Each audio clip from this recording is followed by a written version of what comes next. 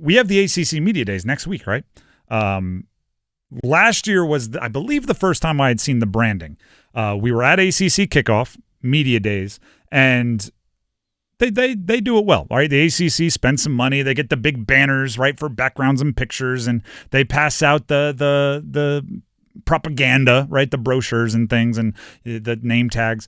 And one of the things that they championed themselves as was the Conference of Quarterbacks. And the reason why I remember it is because they included all of the NFL quarterbacks that had come through the ACC, right? All of the accolades won by quarterbacks at the ACC. And I remember seeing Aaron Rodgers and going like, okay, kind of, right? Because Cal's now in the ACC, but... I mean, I guess, yeah, like, technically. Okay, fine, right? It was like Jared Goff. I'm going like, fine, right? So I remember it, right? Conference of Quarterbacks was a thing. And I saw again this year, they're kind of agreeing with it, right? They're kind of rolling with it. Conference of Quarterbacks, they're sticking with it, which makes sense. Again, last year, Cam Ward, number 1 overall pick from the ACC, quarterback. So they're doubling down. I think they might be missing a word. The ACC is promoting themselves as the Conference of Quarterbacks. What about the Conference of Transfer Quarterbacks? What about that? Because Chip Patterson, shout out to Chip, friend of the network, joins Adam Gold quite a bit. He was just on the Adam Gold show this afternoon. There you go. It's a Chip Patterson Wednesday. He wrote an article about the SEC, the Southeastern Conference, the enemies, if you will, having 8 of the 10 betting favorites to win the conference. So 8 of, if you look at sports books, the betting favorites to win the SEC are quarterbacked by players that joined them straight out of high school, including the top 7 entirely. The top 7 teams in betting odds to win the SEC are quarterbacked by players that committed and joined them straight out of high school, which goes against kind of the trend in college football.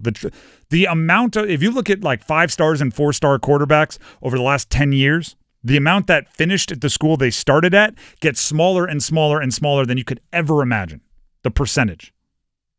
So I was like, wow, maybe that's changing in college football. Maybe NIL is allowing them to convince players to stick around rather than bouncing around to chase options. But I looked at the ACC. The ACC top 10 betting favorites are Clemson, Miami, in order, by the way. Clemson, Miami, Louisville, SMU, Georgia Tech, Duke, Florida State, NC State, UNC, and Pitt. Miami with Carson Beck, Georgia Tech with Haynes King, Duke with Darian Mensah, Florida State with Thomas Castellanos, UNC with Gio Lopez, Pitt with Eli Holston. Those are all transfers. Maybe not this year, right? Haynes King feels like he's been at Georgia Tech for a while, but he started at Texas A&M.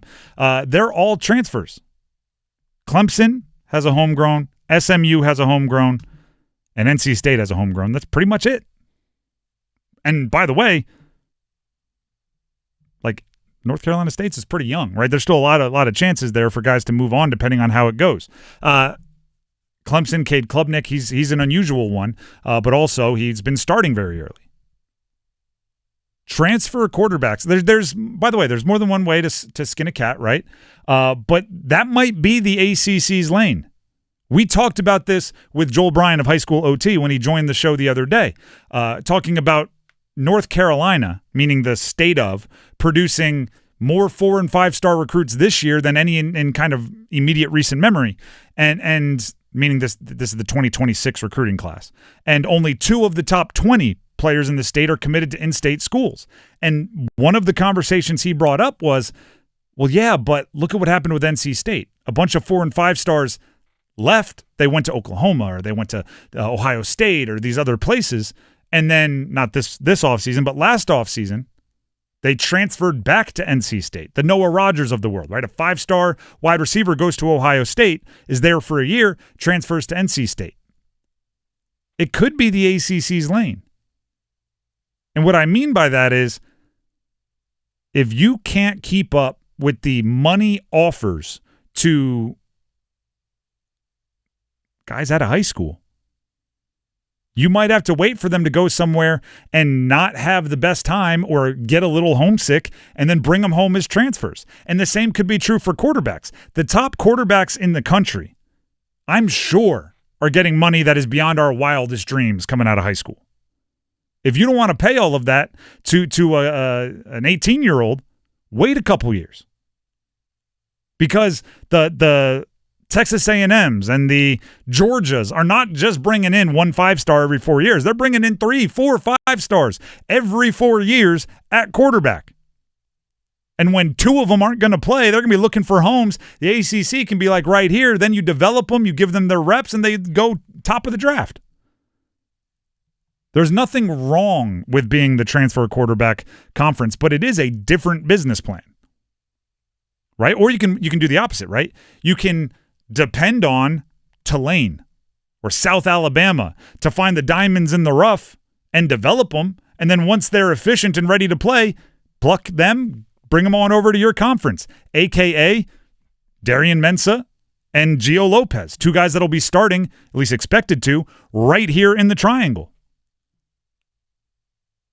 How lovely would that be? You just use farm systems. You don't have to grind them and put them in a weight room and get them up to size and up to speed on everything. You let someone else do that and then just bring them in, pay the money there. That might be a more efficient way of spending money. I'll tell you how my college career went. I walked on at the University of Delaware. You know what they told me? Put on weight.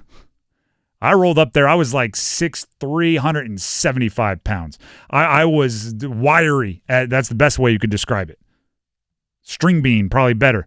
I was very, very small. Put on like 30 pounds my freshman year, and that's not an exaggeration.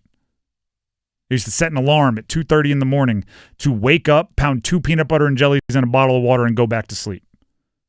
You know who did not like me very much? My freshman year dorm roommate, who had to hear an alarm go off at 2:30 followed by eating peanut butter. Did not like it. But imagine if Delaware could have sent me somewhere else, waited for me to put on the weight, waited for me to learn how to watch film, waited for me to develop, and then brought me in a couple years later. Meanwhile, they used that roster spot on someone else. Maybe that's the ACC way. Because there's only so many high school recruits that are ready to like start as freshmen, right? By the way, Clemson's a different beast. Like Cade Klubnik was one of those guys. Right, one of the top recruits in the country, he could have started as a freshman. Darian Mensah probably wouldn't have gotten the starting job at Duke right out of high school. C.J. Bailey's just kind of the rare commodity right now in the conference. C.J. Bailey, and who knows how C.J. Bailey plays out if Grayson McCall doesn't get hurt. I was going to say, but also he didn't really have a choice. If Grayson McCall doesn't get hurt, and now C.J. Bailey has an entire freshman year where he doesn't have the opportunity to play, who knows, right? Who knows? You'd like to think he would stay, but that's the hypothetical we'll never know the answer to. ACC, the conference of transfer quarterbacks, it doesn't roll off the tongue as well, but there's nothing wrong with it as long as it works.